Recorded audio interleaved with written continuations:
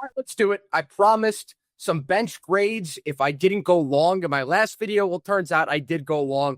I had a lot to say about all those starters. If you missed that, check it out on my YouTube channel. I'll link it down below. That's the part 1 in this video. Today, I'm going to be doing the bench, and I'm going to be getting to 5 different players. I mean, I could have went a multitude of ways. There are 3 guys, well, obviously, I'm going to mention. Then you got 2 more. The last one, spoiler alert, highest grade. I guess once I get to the 4th one, you probably know who the last one is, but stay tuned.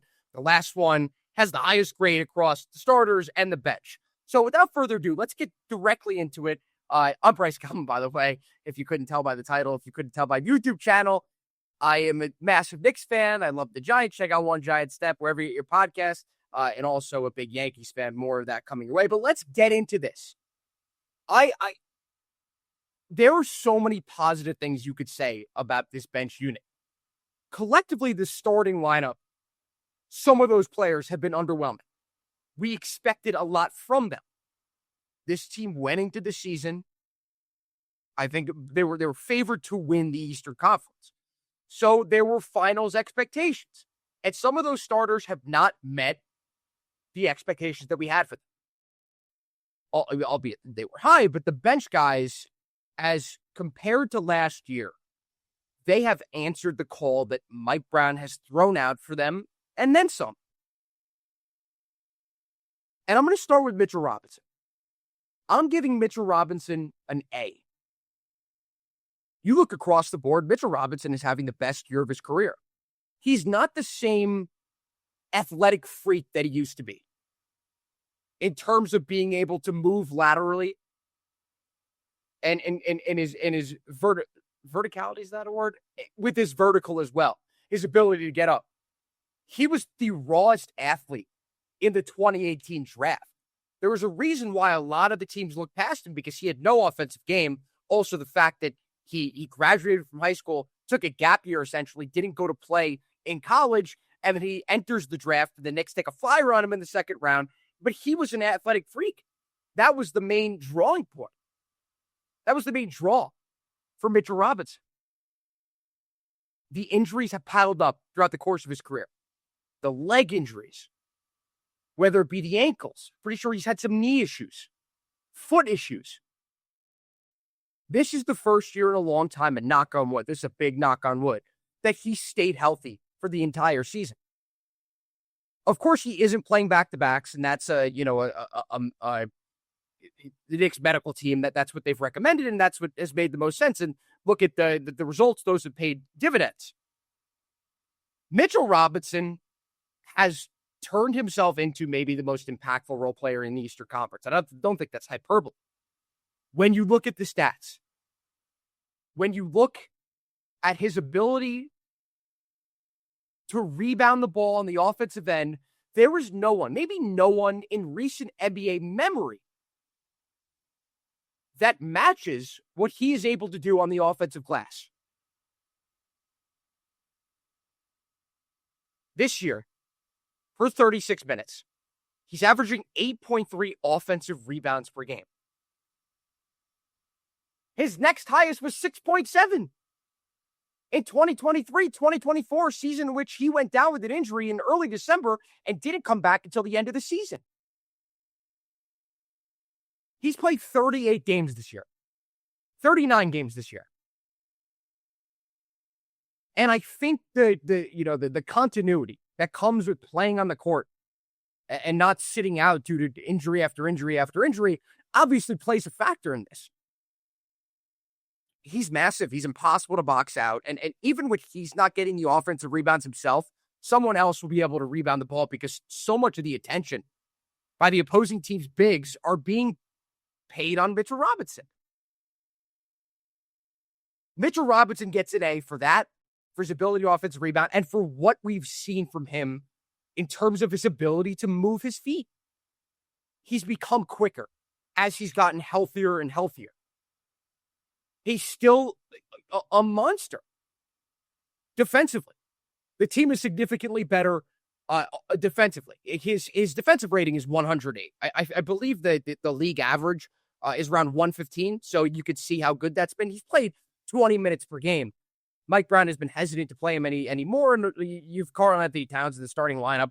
There's no reason to play him more, especially when, if he's getting every offensive rebound, we'll see what Joe Mazzulla was. We'll see other teams do what Joe Mazzulla did last year during the playoffs in essentially getting his team into foul trouble, into the bonus, just to intentionally foul Mitchell Robinson to send him to the free throw line. So eventually, Mike Brown takes him out of the game. But it's not just the defensive end. It's not just what you see from the defensive end. His offensive rating is 146. For a guy that has no post game, for a guy that has zero shooting ability,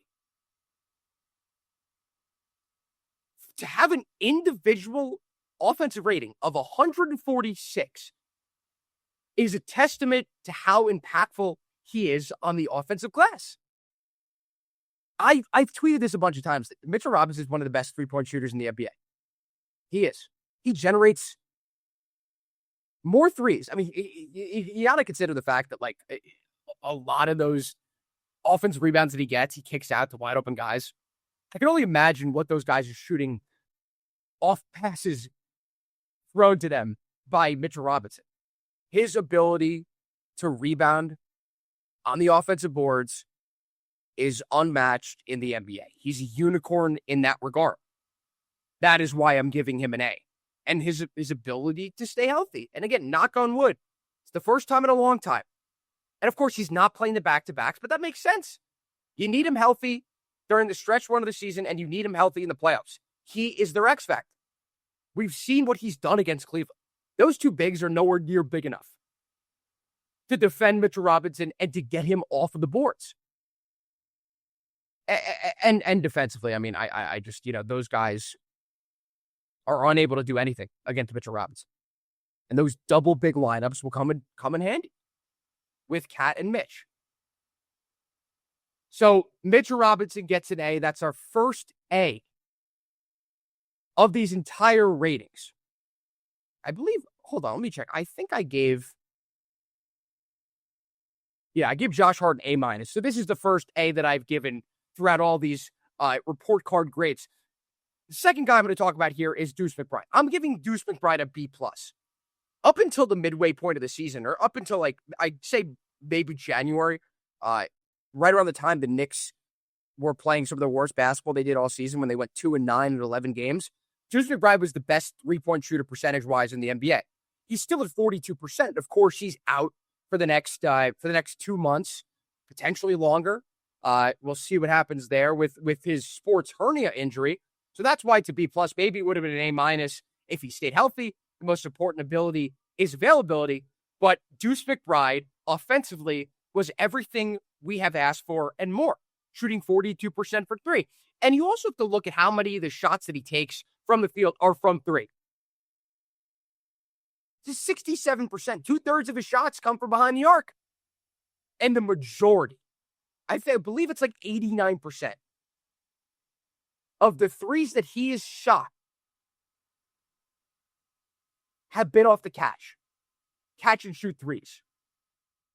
The huge knock on Deuce has always been, and it's why he's, this year he's played 28 minutes per game, which is just massive. He's come up huge, being the number one option off the bench, especially with Landry Shamet out as long as he was. Deuce McBride's ability to create off the dribble has been lackluster, to say the least. It's never been consistent. He's not a good offensive creator, and that's why the Knicks wanted to go out and trade for a guy like Jose Alvarado, someone who they trust more to have the ball in their hands, someone who's a better facilitator than Deuce McBride. I'm still giving Deuce McBride a B+ because he's shooting 42% from three. And because he played 28 minutes per game and provided the Knicks with the depth they needed to get to this point in the season. And to still be third in the Eastern Conference, because everything could have went to you-know-what before the Knicks went 2-9 in that 11-game stretch. Deuce McBride saved their asses on multiple occasions. Again, he was shooting like 46, 47% from three before that terrible stretch for the Knicks. He's above average true shooting percentage in the NBA. But again, he could be an A- here, but he's hurt. And You play under 50 games, it's going to be difficult for me to give you a better grade than an A, or at least an A minus. Speaking of A minus, I'm giving my next guy an A minus. Landry Shamet. This would be an A if he hadn't missed that time due to the shoulder injury, but Landry Shamet, when we look back at impactful bench players for the Knicks over the last, let's say, 15 years, could you name anyone as efficient and impactful as Landry Shamet has been this year? Could you provide anyone else who has been as big of a spark, especially at Madison Square Garden on both ends of the court, as Landry Shamet has been in the 2025-26 season? You'd be hard-pressed to do so. I highly value a Knicks player's ability to perform at Madison Square Garden. And you look at the splits, they're almost comical how much better Landry Shamet plays at MSG than he does on the road. And of course, you want that to change in a sense in terms of how poorly he's playing on the road. Of course, you like him to continue playing as well as he has at MSG. I digress. But I value that ability. I value the ability to rise to the occasion in the Mecca of basketball. In New York City, it takes a special type of player to do that. And not everyone is like that. Not everyone's like that. A lot of good Knicks just have not been able to get it done at the Garden. And I think, starters aside, most important players on a team, there's nothing like a bench player coming in and hitting a few threes. Just look at Steve Novak. Look at the energy that he provided the Knicks. The boost of energy that he injected into the Knicks rotation every time he entered the court. Landry Shamet shooting 42% from three. I mean, listen, Steve Novak, I believe one season shot 45%. Who would you rather take right now? Steve Novak or Landry Shamet?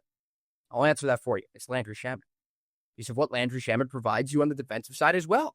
He brings the energy on both sides of the court. As a point of attack defender, he weaves in and out of screens extremely well. And he deserves his flowers for how well he's played this year.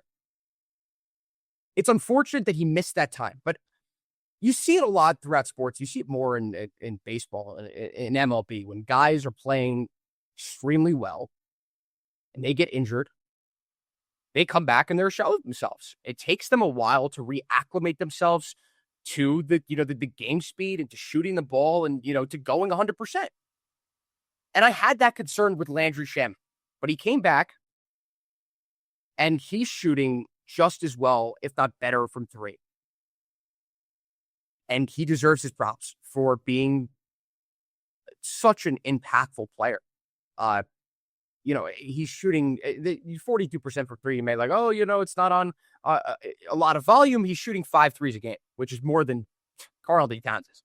Just saying a lot in 10 to 15 minutes, less minutes play per game. 73% of his field goals have been taken from three. But here's the thing. He's shooting the most free throws per field goal attempt in his career. And what does that tell you? He's been aggressive. He sought out contact. He has facilitated through his ability to break down the defense, get into the paint, either finish at the rim himself, draw a foul, or kick out to an open shooter. So it's important that you get a guy like that off the bench who doesn't just provide energy, someone who provides offense and not just from behind the arc.